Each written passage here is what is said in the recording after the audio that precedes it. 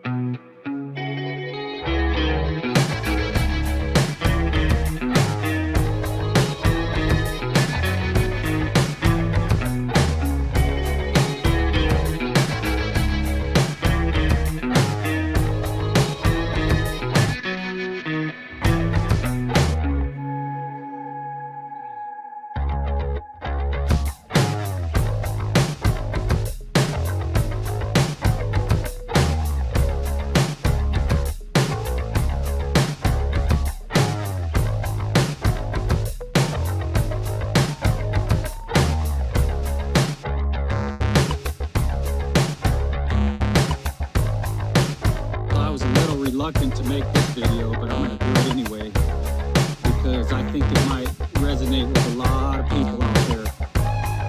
A lot of Americans feeling the same way. And that is, I've decided, ladies and gentlemen, that I'm no longer following the laws of the United States.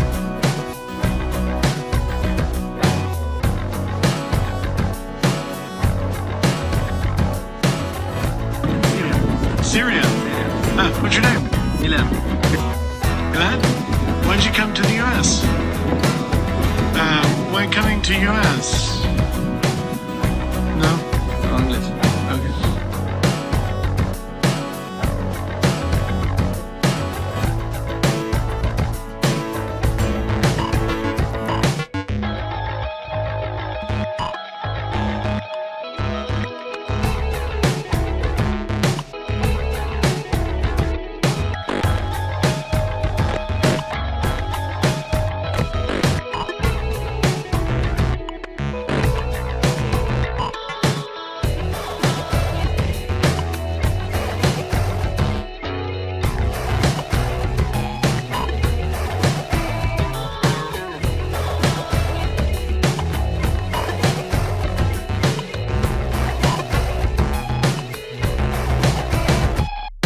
Okay. Death. This is tremendously important to think about. Death is swept under the carpet in the hospital. They try to keep you alive, utter desperation. They won't know the mockery. Well, of course, we've made death howl with all kinds of ghouls. We've invented dreadful afterlives. I mean, the Christian version of heaven is as abominable as the Christian version of hell. Nobody wants to be in church forever.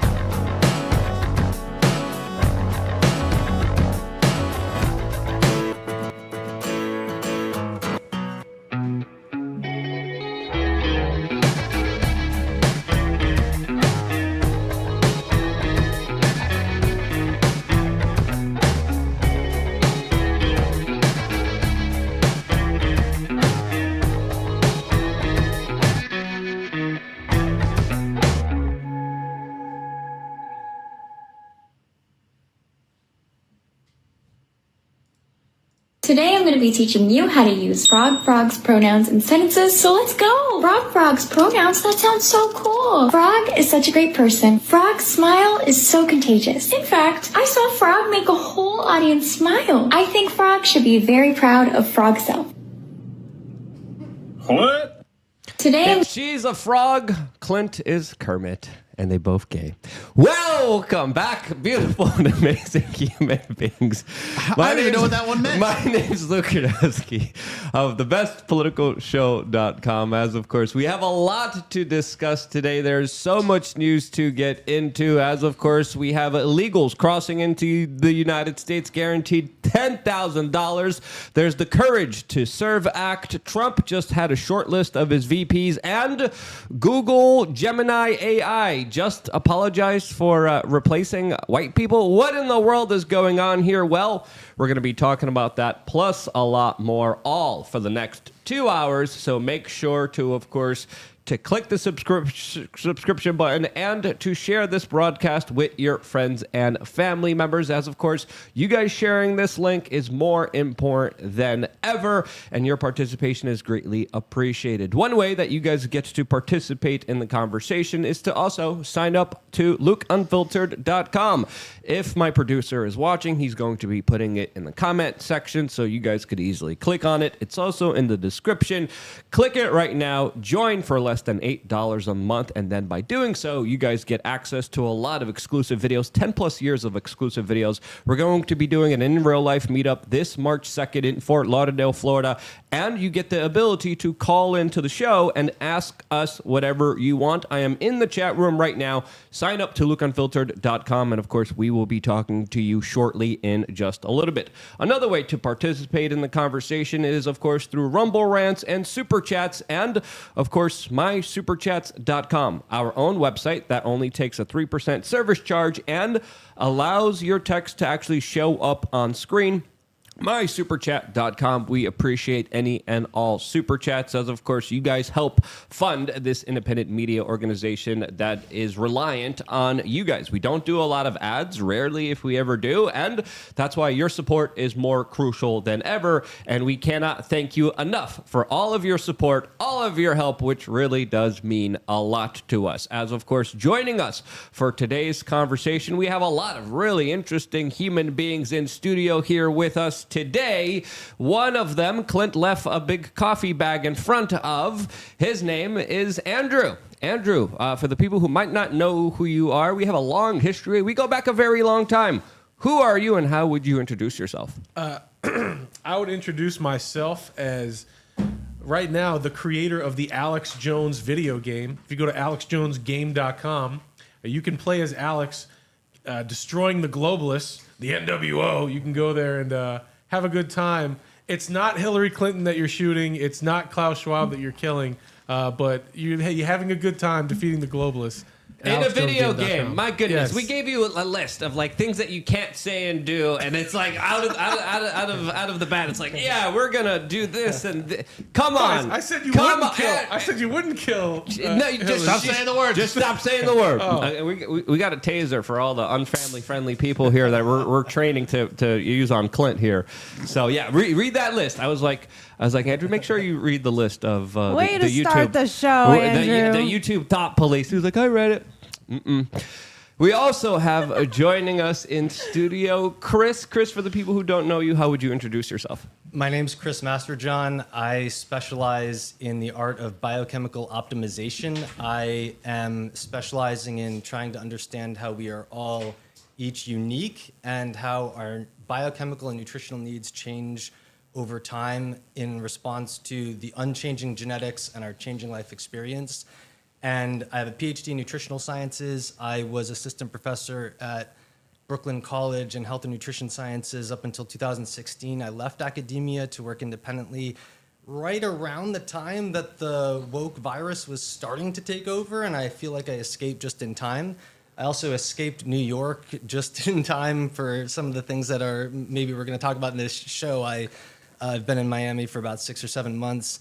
And I am now on a mission to achieve the world record in the slowest aging human. Nice. This should be definitely an interesting conversation because health hacking and looking into your genes and looking into the right practices is something that is a science in its own. Yeah. And a lot of people get it wrong. A lot of people are like, you got to do this and you have to do this. But they don't understand that some things are good for some people, some things are bad for some people. And you really got to be careful with what you do so you don't kind of hurt yourself out there. So this should be a very fascinating conversation. I definitely want to have that health conversation on Rumble since YouTube really doesn't like holistic healthcare conversations. I have a lot to say about things that we can't say about health on YouTube.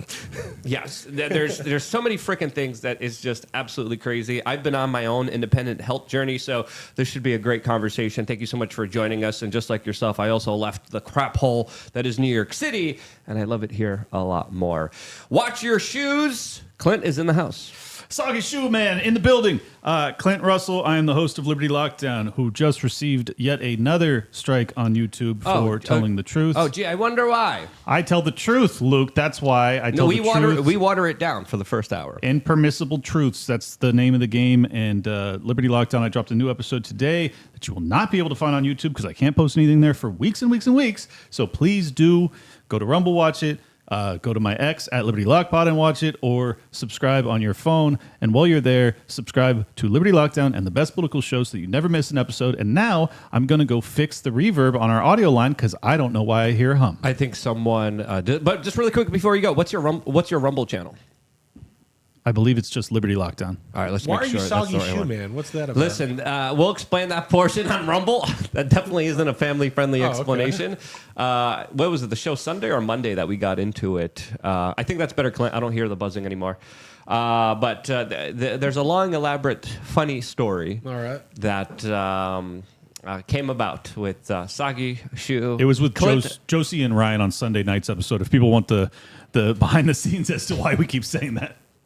I don't think you do, but go check it out anyways. This is Steph, WeAreChange, ready to push buttons. Let's go. All right. Let's just start off the conversation as, of course, what's happening now in New York City. It's pretty absurd. It's pretty crazy. I think we got the buzzing back. So if you guys could just double check your microphones, make sure that it's plugged in correctly. And if there's any kind of power line that you guys see, let's try to avoid it. Clint, you might have to just run a double audio check with everybody because there is some kind of hissing that is a little bit annoying. We're going to fix it just to make sure we have the best audio for you guys here. But you guys make sure plug in your mics more concisely if you can. Make sure it's in there correctly because there's some kind of frickin' buzzing, and I don't know what it is. But Clint is going to fix it as I introduce the first story, and the first story is, and now it's buzzing a lot. It's buzzing a lot. Now it's not. All right. Yeah, that's what we're talking about here. No buzzing at all. Thank you so much, Clint, for doing that. And let's get into the first story. And it's a story that Elon Musk just responded to by saying, wow, with someone detailing how New York City Mayor Eric Adams has a plan to give illegals $10,000 each with no identification check required, no fraud controls, no restrictions. Just here you go. Here's a handout from the people of New York who, of course, are finding it more and more difficult to survive, that rents and apartments are becoming more and more expensive as grocery prices keep going up as well. But he's saying, you know what? The people of New York City could pay a little bit more. They could give a little bit more of their income. Let's give it all to, of course, the new future Democratic voters, as, of course, we are a sanctuary city. We told people, come on in. Then we told them no. But then we told them, hey, we're going to give you free hotel, free breakfast, free lunch, free dinner, and on top of that, $10,000 without even checking or trying to find out exactly who you are, where their money's going to.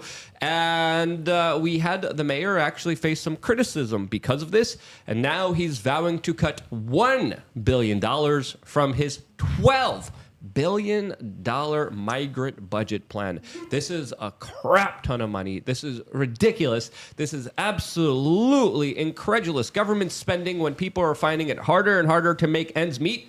You're going to give people a $10,000 blank check? What a slap in the face to the American people. How ridiculous is this? And could this get more ridiculous if they tried? I don't think so. I think they're aiming for Escape for New York Escape from New York level conditions. They want it to be like that film where Splinkin, what was his name? Snake Splinkin? Snake Plissken. Yes, there you go. Where it's just extremely dangerous. It already is. But, the truckers now, they're talking about completely boycotting bringing in food to the city. If that actually happens where, okay, New York is full of new immigrants, illegal immigrants that have a high propensity for crime, truckers aren't bringing food anymore, that literally can be like crazy Mad Max Escape from New York level conditions in New York City. So I hope they keep pushing the accelerate button on that one. Go for it, New York City. Make everybody in the city hate you and be angry and be upset. I support it. Yeah, but this is the crazy part about all of this. He thinks that this is going to somehow save the city money. How? He's literally allocating, and this is the 10K, by the way. It's only $53 million in debit cards, right? That's a lot of freaking money. That's still not the billions of dollars that the city is spending on housing, on clothing, on feeding, on like giving everything they can to people that we can't even identify. We don't know who they are. And he has the gall. He has the freaking chutzpah to come out and say, I'm going to save you money by giving them all $10,000, which will incentivize a lot more people to come into New York City. And again, how is this not just a deliberate destruction of life in what used to be one of the greatest cities in the world and now is literally one of the biggest hellscapes that I wish no one, the frickin'... I wouldn't wish my worst enemies to live in that utter freaking crap hole. I want to know how like AOC's constituents and the people in Harlem, I want to know how they feel about all this money for illegals. They've been like asking for money for public works and different things for so long. And now the money's being given not to the people in Harlem or AOC's constituents, but illegals that are being flown in, bussed in. I want to know how they feel about all this government cheese going to somebody else. That's what I want to know. I'm really curious what the fundamental underlying motivations are, because usually if I would be thinking on this on a national scale, I'm thinking, well, the rationale is pretty clear. You want to import more people to get a bigger voter base in the census. And if you import the immigrants into the democratic states, then you have bigger census, you get more representatives in Congress or something like that. But at a city level, I don't really see what's going on, right? Like, New York City is something like 7-1 Democrat. It's pretty much guaranteed you get a Democratic mayor. Their role in electing the governor is pretty locked in. Like, what's the real goal of just flooding the city with more immigrants?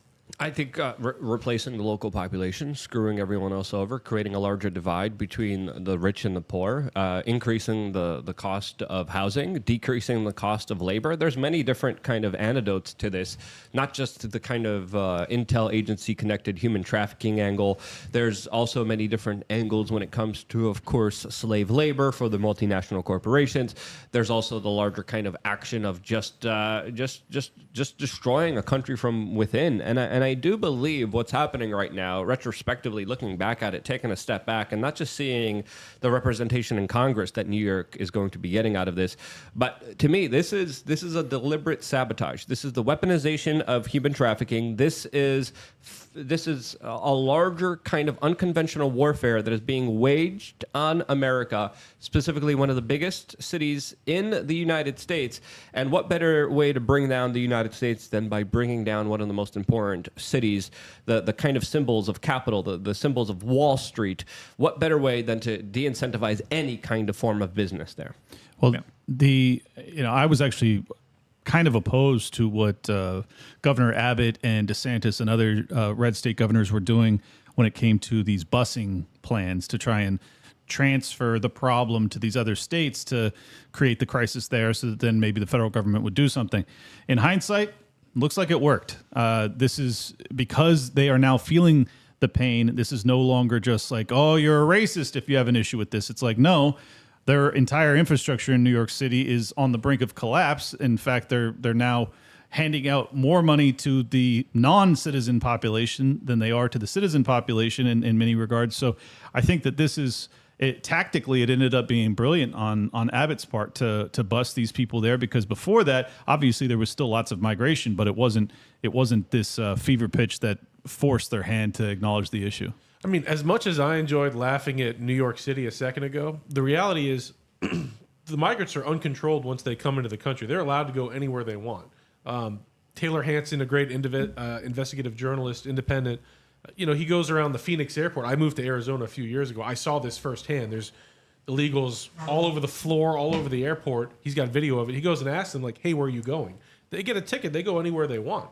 And Laura Loomer recently went to an immigrant camp, I believe in Panama, and she's asking them, hey, where do you want to go in America when you get there? And they're saying New York City. They're saying Los Angeles. They're also saying Orlando and Miami. So, it's fun to laugh at New York. It's also tragic, as Luke said, them destroying a great symbol and actual place of American capital and capitalism. But these migrants are going, they're destroying Phoenix. Scottsdale's already allocated money Arizona's already allocated money for Scottsdale hotels to house these illegals. And they're going to Florida. They're going to red states. They're going everywhere. Alex Jones has said the plan is to bring in 300 million or more illegals. They want to replace the American population. That is a fact. Yeah, we definitely don't have enough Spanish-speaking people here in Miami. Let's definitely get more of them in here. As of course, I'm the type of guy, I refuse. Español, no, nada, señorita. We were going to speak English now, and I'm just going to speak louder if you don't understand me here. Because Clint agrees. Clint does it worse than I do. But Clint also sent me a very interesting video of what looks like a chubbier Eric Adams. Is this a family-friendly video? Can we play this, Clint? Well, I think so. He doesn't say anything profane, but he does give a tour of his children's room where he finds firearms. So if that's a problem, I don't know. What point is that? About a minute in. Okay, we'll play a minute of it. I'm New York State Senator Eric Adams, and for 22 years, I wore a bulletproof vest. Please come and join me inside my house. What I would like to show here is to empower parents on how to search a room inside their home. You write the Constitution. There are no First Amendment rights inside your household. So by periodically sending a message to your home that there are no rooms off limits, you don't believe in locked doors, your house is open to inspection, but you always have to inspect what you expect. You can look at... Wait, is this really the mayor? That's the mayor. No way. I swear to you. Wow. This was when he was a state senator. I think he was the police chief after this, and then he became the mayor of New York City. Fast forward 10 seconds so you missed the bad part and go to the backpack. He was president of Brooklyn after a while. Just listen to this. In addition to a book, something simple as a crack pipe, a used crack pipe. Could he have found it on the street? That's quite possible. But this is a discussion piece where you should start speaking with him to find out what is he doing with it. Behind a picture frame, you can find bullets. What does that mean to find bullets? Does it mean your child is carrying a gun? No.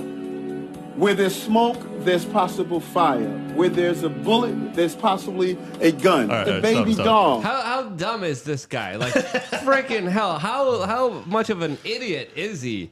I literally thought that was like a comedy skit. I literally thought someone just was like a fatter version of him. And Nope. it was just I thought it was this was what SNL would be doing if they were still funny. But no, this is actually the mayor of New York City being funnier than SNL unintentionally. That's what we just witnessed. It's amazing. That's crazy. When was that video from? It looks like it's probably 7 years ago. It's a while back.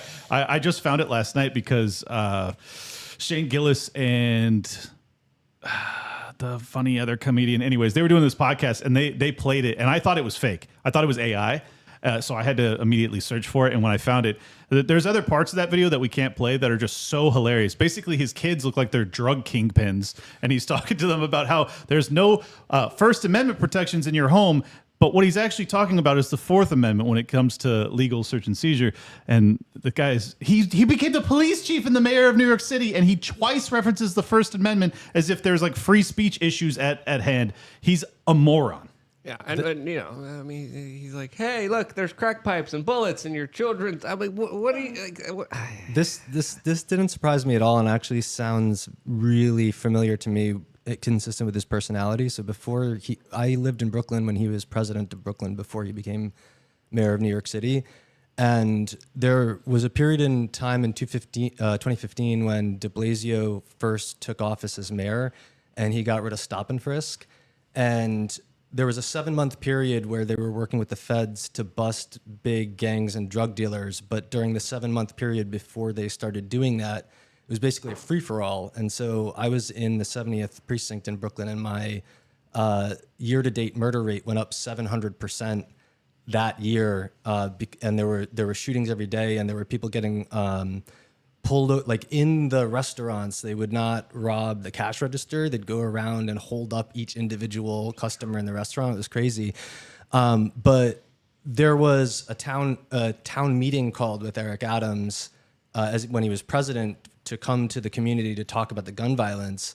And he gave a big speech about how back in the day, before he was police chief, when they had a crack epidemic, they realized that they couldn't rely on the cops. And so they had to set up neighborhood watches out there, and they had to, the grandmothers had to go stand on the street corner and stand up to the crack dealers and say, no, you can't be on this corner. And so he came across as very much coming from this era, like he came to his own in the era of crack was everywhere, and you have to take it upon yourself as a citizen to defend your community. So it seems very consistent with where he was coming from. My goodness. I bet he tried a little bit himself. That's just my own 2 cents. Of course, we have another super chat here. The way he's acting, the way that video came off, the way he's leading New York, the guy's in a nightclub nonstop. All right, he's trying to party with Jay-Z and all these other Illuminati freaking nefarious characters. He's wearing $700 freaking scarves, and he's lecturing people about economic inequality. Yeah. Okay, buddy, he definitely had a little bit himself. Let's not lie here to ourselves. As, of course, we have a super chat here from Keith P. It's his 3rd super chat saying, Luke, also the commercial properties and luxury apartments are used for money laundering by foreign nationals. Yeah, a lot of the times that does happen. And basically, what's happening with the cost of living, especially with apartments, especially with hotel rooms, is just astronomical in New York City. Now we're getting news that the city council is also going to be investigating Mayor Adams and his plan to give $10,000 debit cards to illegals. As of course, this is just a small portion of the billions of dollars that this city already is planning to spend and has already spent on, of course, replacing the local population there. And this is, again, the details of this are pretty freaking crazy. They're spending $250,000 managing all the fees here. There's $1.5 million for the first $50 million that's headed out, $2.5 million for the next $100 million. No ID checks required, no fraud controls, no restrictions. And yeah, they should be investigating this. We should know exactly where this money is going. As of course, these illegals aren't from Ukraine. With Ukraine, we give them money, we don't check where it goes. Illegals, yeah, we'll give them money, we don't check where it goes. Meanwhile, we're in a huge national debt that there is barely any chance of recouping or coming back from. And it's pretty hard to make the diversity argument like, no, we have to permit this because we need more diversity. It's like, you ever been to New York? Pretty diverse. I don't know if you're going to get more diverse than New York City. So, yeah, that argument falls flat. One other point I wanted to make is that I think a lot of this is being utilized to cover up the commercial real estate implosion that would be happening otherwise. I don't know about New York City as well as I do California, but if you go to Los Angeles, if you go to San Francisco, even San Diego to a lesser extent, you will see that small businesses were just absolutely obliterated during the 2020-2021 arena. And because of that, the rents started to drop.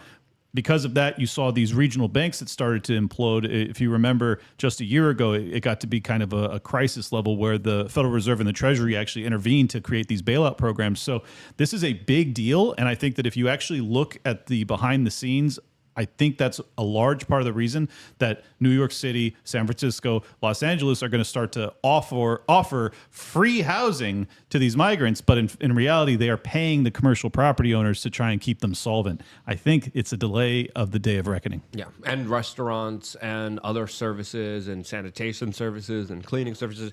It's a racket. And, of course, a lot of no-bid contracts, a lot of companies that are just coming in and saying, yeah, we'll do this, but give us a crap ton of money.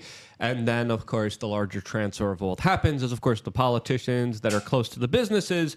Those are the ones that usually get selected with no competition at all. And essentially, the politicians are selling out their local constituents. And we see that also not just in New York City, but places all around the United States, including, of course, Chicago, where there's a viral video going on that has black Chicagoans slamming their mayor for accusing them of replacing them with migrants. They're even calling for, of course, reparations. They're calling for a decrease in tax property only for black people. Tax property, unethical, evil, shouldn't be applied to anyone because why are we paying taxes when the government literally prints money out of thin air? But not only that, they just take our money and they literally redistribute it to random people that we don't even know where it's going to. As of course, the more migrants that come into the city, more crime has been reported. We've seen this in Europe. We've seen this in Sweden to the point where they literally stopped a lot of the reporting of actual crimes, especially the ones that happen against women, from even being documented correctly. So is this a population replacement? I think so. What do you guys think? I'm just hoping that the people in Chicago, the people across America are getting pissed off enough that if they voted for Biden last time, that they're thinking about voting for Trump, or they're not going to vote at all. Because if Trump gets into office, hopefully he can deport. He's talking about doing a very aggressive deportation of millions of people. That's what we need. And just like the Biden administration hired, 60,000 IRS agents, the Trump administration needs to hire prosecutors, go after every single person they can for treason, for enabling this invasion of America. And correct me if I'm wrong, but I think Barack Obama deported way more people than Donald Trump did. Is that correct? I think that's true, because actually. Barack Obama was a major deporter of individuals. His nickname was Deporter-in-Chief. And drone bomber in chief as well. Yeah, I mean, I looked at Trump's numbers. A lot of people are like, oh, look at that huge dip of immigrants that came into the United States. One, Trump was involved in a lot of legal court battles that prevented him from actually taking action. The guy couldn't even build a wall. And then when he was in power, he kind of was a little helpless there. So my kind of question to you is, what is he going to be doing different? Because the first go around, when that migration kind of stopped, it wasn't because of his policies. It was because of the global sickness that Dr. Fauci, the CIA, EcoHealth Alliance kind of manufactured in Wuhan, China. So do you think there's actual action steps that he could take that could be different than his first administration that could actually address this? Because I see them pulling out all the stops trying to prevent him from doing anything. So the first thing you asked me is what's going to be different if he comes back this time. First is personnel is policy, who you surround yourself with. And Jared Kushner has already said he's not going to be part of the next administration. When Trump was in office first time around, he was ready to do some legislation against the Dreamers, the DACA. A lot of these are adult male that should not be in the country. They're illegal immigrants like any other illegal. And Trump was getting ready to push legislation, kick them out of here, and Jared Kushner stopped it. So I think this time around, Trump is going to surround himself with loyalists, not people that have a knife out for him like H.R. McMaster or Bolton, but people that are loyalists and people, unlike Jared Kushner, that aren't Democrats, people that actually want this country to succeed and to be different than what Joe Biden is giving us, which is the destruction of America. Yeah, Barack Obama was the deporter-in-chief. Joe Biden is the importer-in-chief is something that I'm tweeting out right now. Clint, you sent me another video of these Syrian migrants that were seen with tactical sweaters on. They're not really tactical sweaters, but they're a brand that represents a tactical kind of gear company. Here's the video that Clint sent. Where are you from? Syria. Syria. Syria. What's your name? Milad. Milad? Why did you come to the U.S.? Why coming to U.S.? No? No, English. Okay. Where are you from? From Syria. Syria? English? So. Why are you coming to the U.S.? Why come? Because we love America and we need a nice style, a nice life. Yeah, coming for jobs? Yeah, a nice job, a nice because our country very weird. What's your name? Danny, Danny. Good luck. thank you. Where you from? Syria. Syria, too? What's your name? Ahmed. Ahmed? Same question. Why do you come to the U.S.? Español, Arabic, English, Español. Where you from? Yeah. Again, you can't really judge an individual just by looking at one particular video. But it's fair to say, with the borders wide open, with mayors saying, "Come on in, we'll give you $10,000," you're importing a lot of individuals who, of course, want to take advantage of that situation. Some of them want to work, some of them want opportunities. Obviously, that's very clear here. But a lot of them are also sold a bunch of lies. They're not told the truth here. For these people to be called refugees here doesn't really make sense, because if you're in Syria, all right, if you're really fleeing something, which a lot of people in Syria are, mainly because of American foreign policy that kind of destroyed that region. You go to your neighboring country. You go to, of course, Iraq. You go to Jordan. You go to Lebanon if you're really seeking actual legitimate refugee status. But the way that these people are able to enter is just by saying, "Hey, I'm entering refugee status here, even though I have to fly and cross 30 countries and cross oceans and be here," which again is not how the law is supposed to be implemented. That they're kind of using as a loophole for a lot of these kind of entries into the United States. So again, a lot of military-aged fighting males, lots of different conspiracies, lots of different theories about what's really going on here. As of course, we have a Republican and a Democrat proposing things like the Courage to Serve Act, which is an actual bill which will guarantee citizenship to illegal migrants if they serve in the U.S. military. Now, service in the U.S. military, recruitment numbers in the U.S. military, all-time low. Some people are saying this is the way to fix it. I don't think it is. What do you guys think? Yeah, I don't want people who aren't Americans suddenly comprising the American military. You know, it's been discussed for a long time that the left, the commies, whatever, would want to use the military against the American people. What better way to do that than staff the American military with people who aren't American? And when Luke was saying earlier, you know, joking, there's enough people speaking Spanish in Miami. Yeah, it's not just Latin America being emptied out into America. As he pointed out, people from across the Middle East, people from Africa, people from Haiti, and there's video now, people from China, military-age men from China, videos of them all in a large group. 20,000 into California over the first month of this year. It's very, very odd unless you look at it like this is a planned strategic operation. That's the only way that I can look at this and it makes any sense. Well, let me just circle back to the original point. Actually, the reason I saved that, it's not even because they're wearing the 5.11, potential tactical gear. Like, maybe these guys are totally good human beings that are here for the right reasons. I have no idea. The point I wanted to make is that, as Luke alluded to, the reality about Syria is that our CIA has been there. We have military bases there with no declaration of war. Barack Obama attempted to invade them 7, 8, almost 10 years ago now.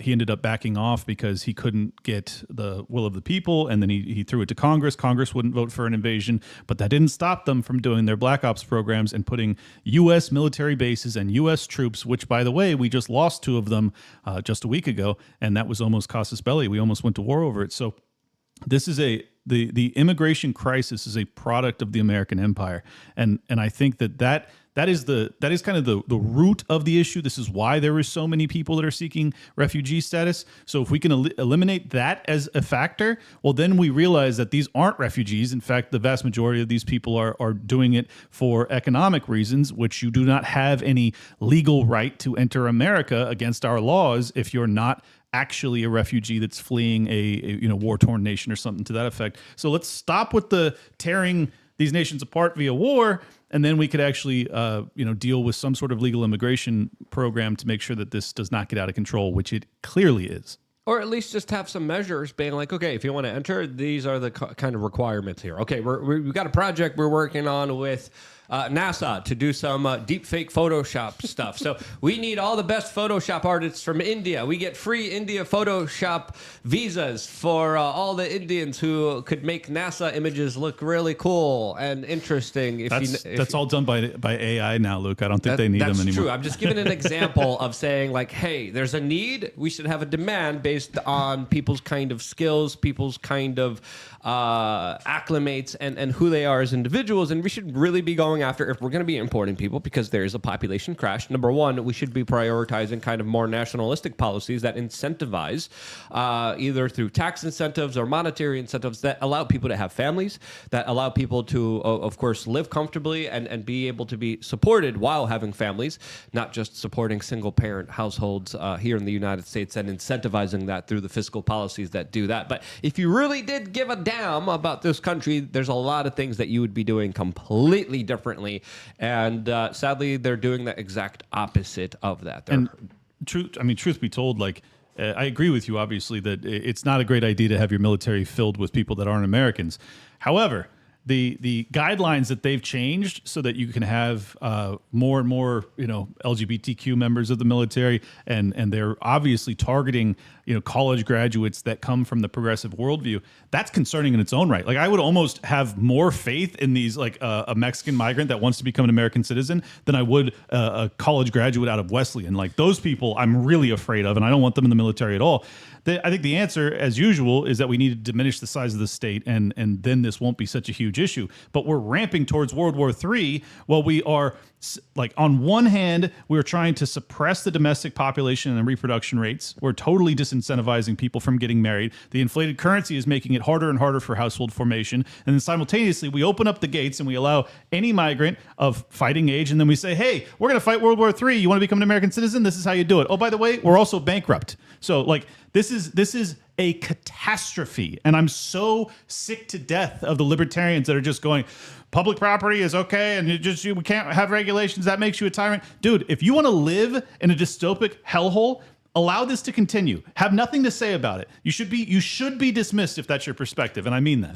Having random Chi-Coms and random Syrian dudes that just walked across the border, a part of the U.S. military, sounds like a wonderful idea. Sounds so great. There's absolutely nothing that could go wrong with that, and someone has to die for the profits of Raytheon and Boeing and all these other military-industrial complex monsters that create false flags and false incidences in order to get us into wars that we are pointlessly fighting for no larger geopolitical strategic reason for the United States. Yeah. Who else is going to do it, right? The AI, the machines, the robots that already are pretty powerful as well. I mean, they have a sick plan. They want to make it so that our currency is only valid in certain regions. That we can't even travel. Let's say you live in Florida, that you can't go to Chicago or somewhere because your currency isn't valid.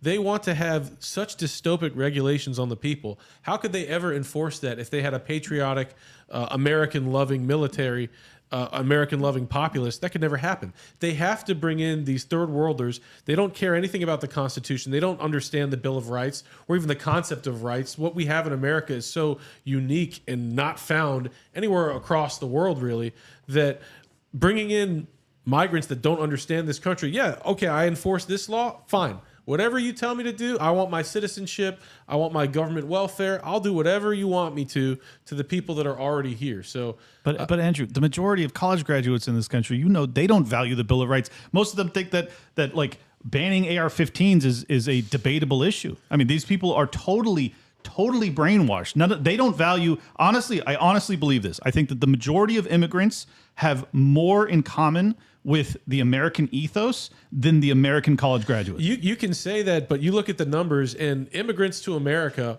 just all immigrants to America, they vote something like 5-1 for the Democrats.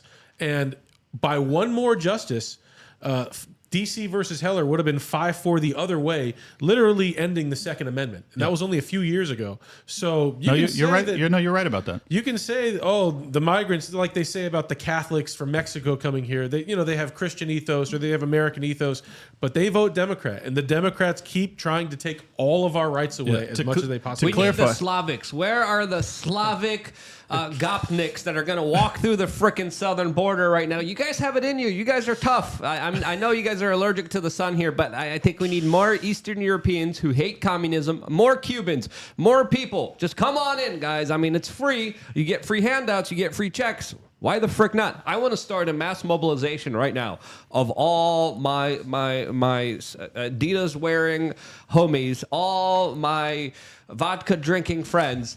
Please, lots of free vodka, lots of free booze. Let's party here in New York City. Let's go. Eastern European communist refugees, I totally agree. Cuban refugees, absolutely.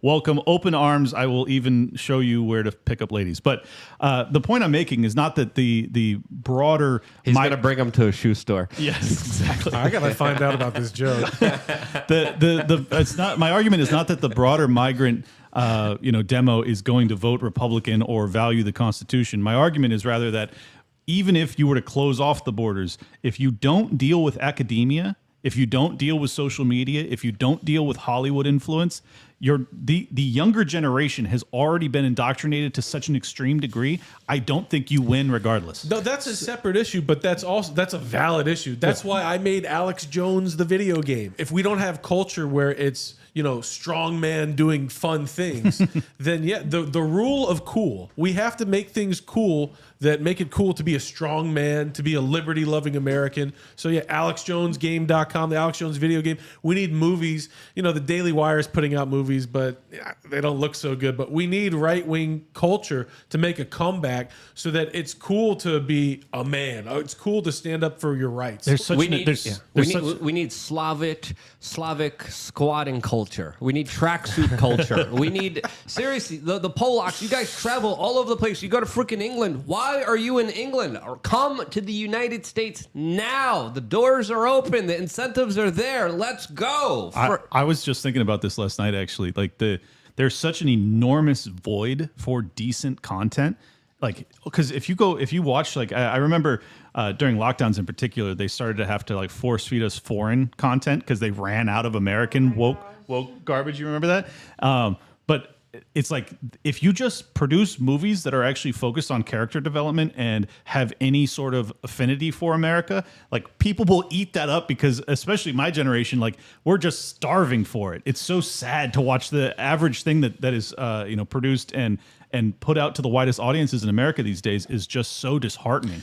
There's a lot of right-wing talent that wants to make films. John Dutoit is a friend of mine. He makes Lauren Southern's documentaries. Yep. Amanda Milius. I know a lot of the Scooter Downey. I know a lot of the right-wing filmmakers that are really talented. They have great things to say in films, but film takes investment. And the right wing, you can't get bank loans. The donors give all the money to the RNC, to politicians, but they don't understand the rule of cool. You need to make being Republican cool. How do you do that? Make movies. That's why the Democrats, they put so much propaganda in their films. Hollywood is such a big propaganda machine. The CIA works with them because they know propaganda in movies and music. That's how you reach the next generation. Right-wing people with money have to understand, you want to reach the next generation? Start funding artists. Yeah. That's the gun of this era. Yeah, and the right wing kind of billionaires, millionaires, they don't like to spend their money. They don't like the left. The left spends a lot of money on culture, a lot of money on institutions, a lot of money in the entertainment industry, which I would say is working when it comes to their kind of larger takeover of institutions and having an important marker on people's behavior. Yeah, well, it's certainly working. The issue, though, is that just as our government is imploding upon itself, so is our culture, because so much of what they're producing is counterproductive and ultimately unhealthy for people. So I think that it's a dead end. You can produce and compete with these people, but it is extraordinarily challenging because the ESG DEI framework that makes it very hard for independently minded, I'm not even going to say conservative, but just media that isn't overtly progressive, isn't super woke. It's going to be very hard for you to get a distribution deal with Netflix or Amazon Prime or any of these companies. It's going to be very hard for you to go to bank and get a loan. It's going to be very hard for you to get investor capital. And you guys are all absolutely right that more conservative leaning, wealthy folks, they don't invest their capital in this type of stuff. I'm going to be honest with you, though. I think it's because they, like, especially just look at how the GOP's treated Donald Trump. He's probably the first guy who had like swag that like the broader American audience, including minorities, were like, I like this dude. And what did the establishment do to him? They did the exact same thing that the Democrats did. They hate the guy. They hate the fact that he's got any sort of appeal. They want the Mitt Romneys of the world. They want those dudes to be the flag bearers to their cause. The American people are done with it, though. So I think that they are intending to lose. Yeah, speaking about Donald Trump, while New York City is importing new migrants and giving them $10,000 each, they're also politically prosecuting Donald Trump. As, of course, we have this latest ABC News article detailing how Letitia James says she is now prepared to seize Trump's buildings if he can't pay his $354 million civil fraud fine. Now, this is a major action. This is something that, of course, would be very symbolic, to say the least here, but Trump is directly under attack by New York City. He's facing a huge major fine. And I wouldn't be surprised if New York City comes in and says, you know, that really beautiful Trump Tower, we're just going to take it. We painted Black Lives Matter outside of it before, and we protected it with police officers. We made sure no one interfered. No one wrote their other political messages. We made sure our political message was right in front of your doorstep. What if they take Trump Tower and they're like, yeah, let's make it into a migrant motel now. Let's get everyone in there. And with the way that things have been going politically, why wouldn't they? If they're so already above the law, if they're already abusing the justice system, why wouldn't they do that? That's probably going to happen. That's sad. That's a sad thought. And yeah, I don't know what there is to stop them. Maybe Trump can appeal it to the Supreme Court. Well, the whole appeals things, I'm even hearing that he has to put up a whole huge sum of money just in order to appeal. But these legal battles, these court proceedings, they take a lot of his time, a lot of his resources. And what better way to try to stop someone from becoming the next president of the United States than taking away his resources, taking away his ability to be able to advertise, to be able to, of course, get his message out there to the general public. This is going to be a very close election, a lot closer than a lot of other people expect it to be. And this matters. And this is one out of many court proceedings that he's going to be going through. And again, love him or hate him, it's pretty fair to say that he's being politically prosecuted here. There's no other way of seeing it. That's what gets me. So many people, libertarian-minded, they'll still say things like Donald Trump is controlled opposition. And to me, it's crazy. We've never seen lawfare at this level against any presidential candidate of our lifetimes before. Lawfare is warfare, as Ali Alexander once had a podcast called, where he described all of the things they're going to do to Donald Trump, trying to kick him off the ballot. He said that years ago, and it happened. This lawfare is absolutely to destroy Donald Trump, to make sure that he's as hamstrung as possible, hands tied behind his back to try and become president. And anybody that thinks this man is not for the American people, George W. Bush was never impeached. Donald Trump was impeached, 2 or 3 times? All of this lawfare against him, trying to take all of his money, his time, trying to throw him in jail. They filed a false affidavit and spied on him with the FBI.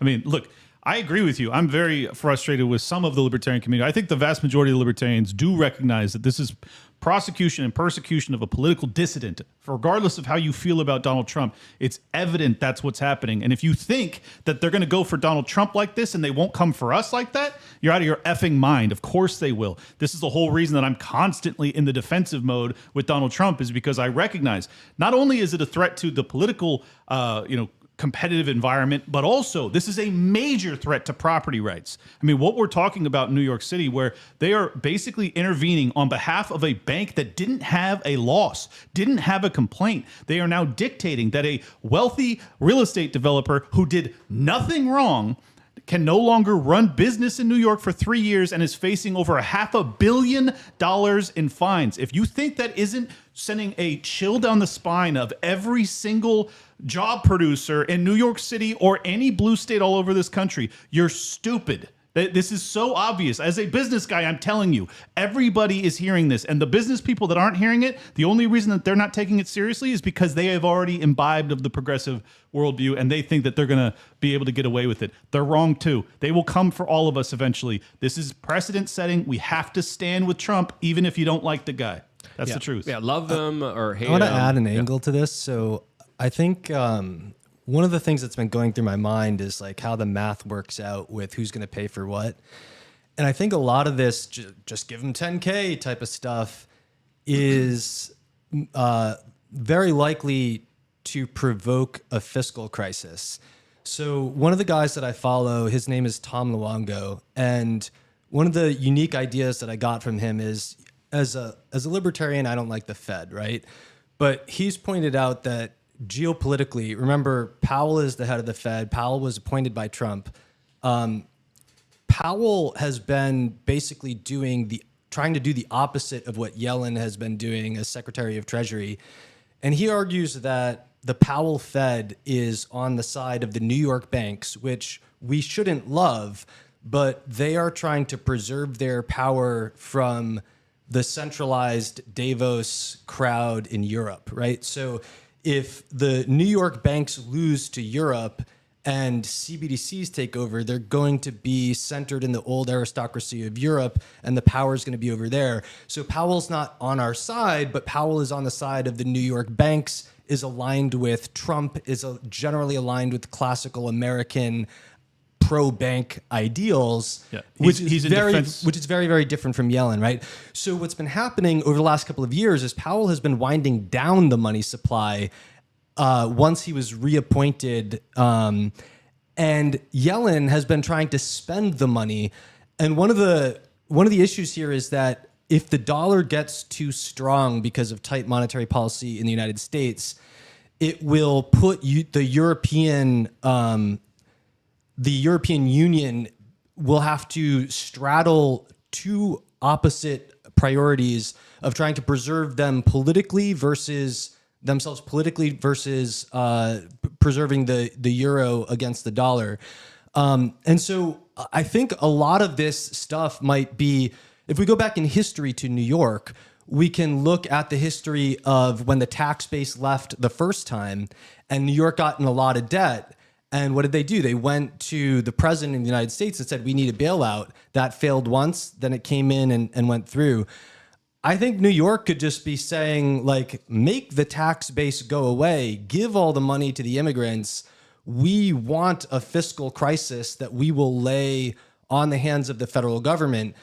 Biden and Yellen want a fiscal crisis because if they run out of money giving student loan forgiveness debt, now all of a sudden they have the rules in place of we need to make dollars or everything falls apart. And it's a leveraging point to try to get loose monetary policy in the US. And if they can force the hand to get loose monetary policy back in the US, that can also create a situation in New York where they don't need a tax base because they're just being funded by the federal government, and they can allow like a complete reconstruction of the city with, no need for Wall Street to be there anymore. Yeah, they want everyone on the government teat as much as they want everyone reliant on the federal government. And this is why we see so many programs that de-incentivize people being personally responsible for themselves, being individuals who could make a living for themselves. This is why we're seeing an attack on a lot of independent people, specifically farmers, small businesses, entrepreneurs.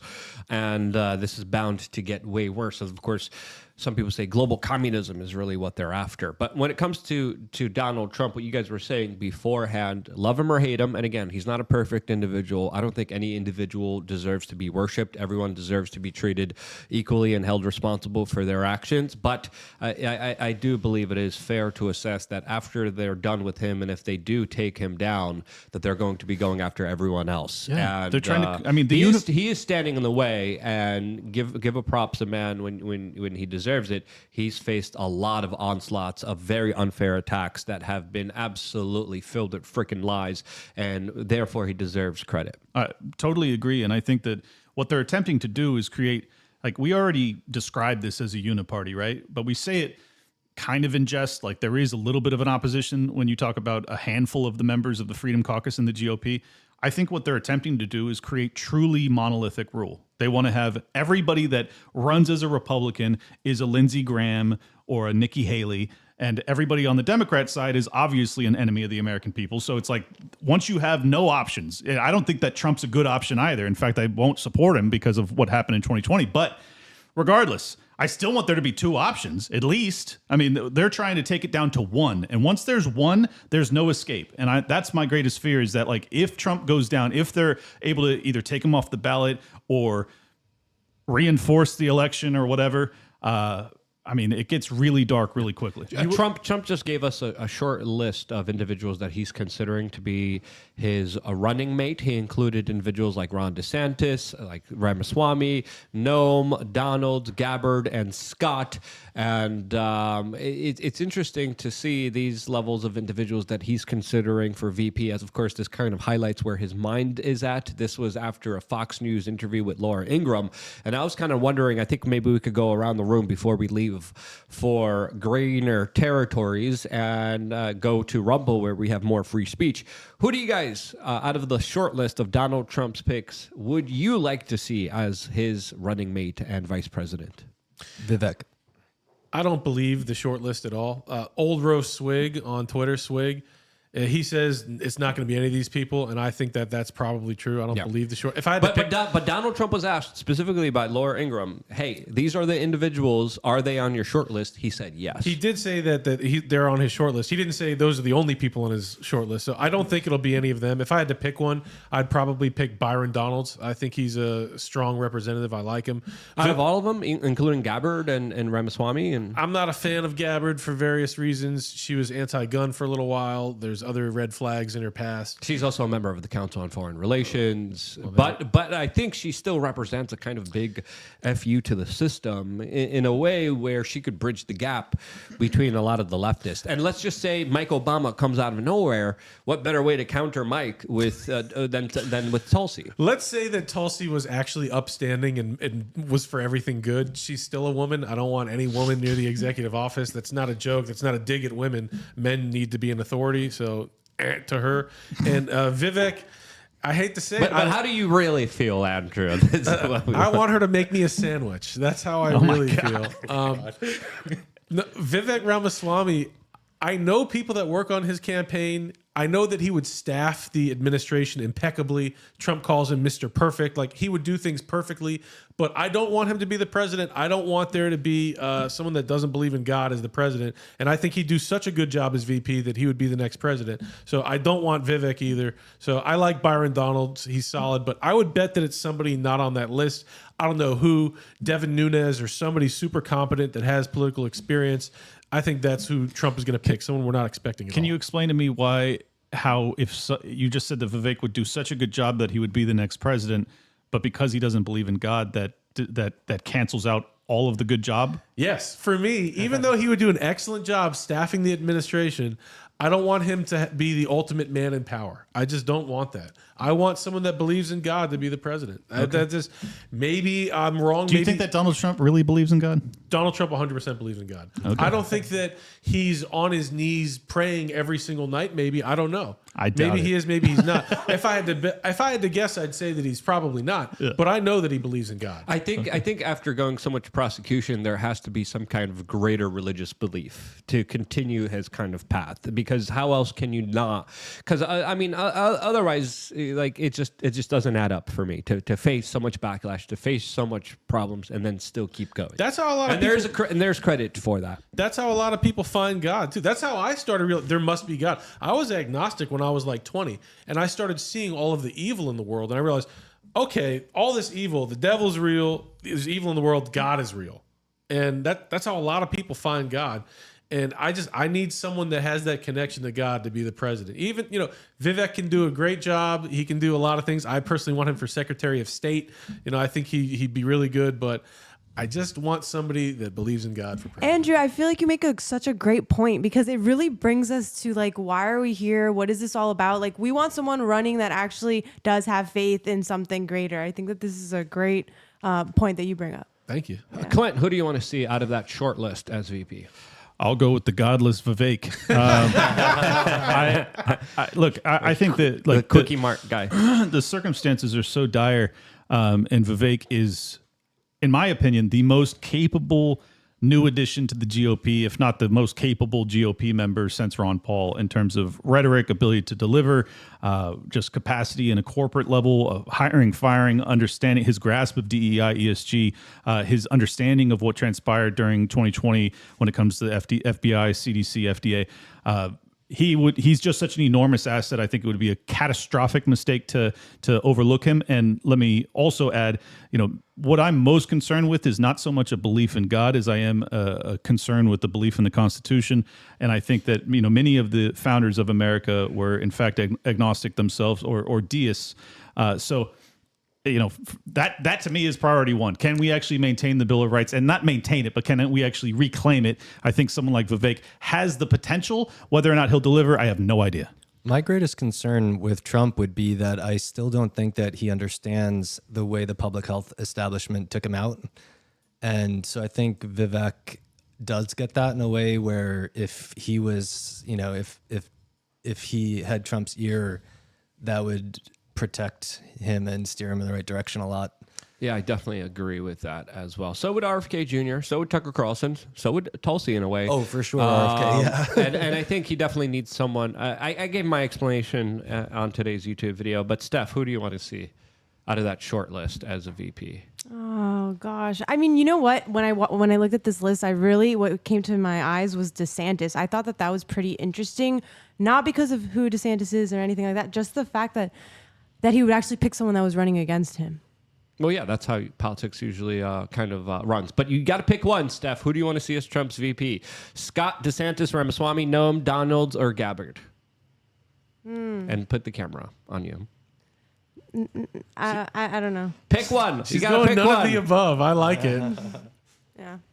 Okay. We tried. We got another super chat from Logan Culver, who says, Vivek believes in God. I would bet he has a better understanding of the ideals of our country is founded on than the last 4 presidents combined. That's from Logan Culver. Thank Just you listen for to that him super talk. chat. It's obviously the case. He also went to Catholic school. He's able to explain biblical scripture better than Donald Trump could ever do it. So, yeah. When you say Vivek believes in God, though, he's Hindu. So when he says God, he's talking about Brahma or Vishnu or Ganesha. There's no elephant God. There's no 8-armed God. That stuff's not real. So I don't know that he believes in God, but he believes in, Elephant Man, Sorry. All right, we'll talk about Elephant Man plus a lot more all on Rumble, where of course the conversation will be continuing from there. I gave my answer to who I want to see on a short list and on my own list on youtube.com/WeAreChange. Check out that video right now, as of course we now move on to rumble.com. You could just go to rumble.com. You don't even have to find us. Atlas here is looking for the channel as well. Rumble.com is the website. Just go there, scroll down, and we are here in the category of picks. We're next to Megyn Kelly, we're next to Dr. Drew, we're next to Sneeko, and you can find us there right now just by going to rumble.com. As of course, we're going to be leaving Twitter, we're going to be leaving Facebook, we're going to be leaving Kick, we're going to be leaving YouTube, and continuing the conversation there in a more free way. As of course, there's a lot of controversial issues to talk about when it comes to Google's AI that discriminated against a lot of white people. What's really going on there? We'll talk about that, plus a lot of other health-related stuff with Chris. I'm dying to ask him a bunch of questions, specifically about becoming the best, strongest version of yourself. So that conversation and a lot more all now on Rumble. Andrew, before we go, where can people find and support you?